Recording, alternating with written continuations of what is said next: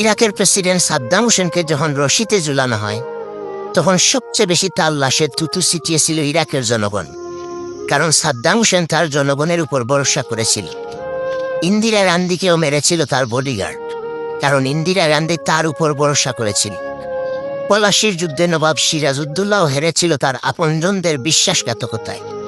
এরকম বহু ইতিহাস আছে, যারাই কাউকে ভরসা করেছিল তারাই চরমভাবে ঠকেছে।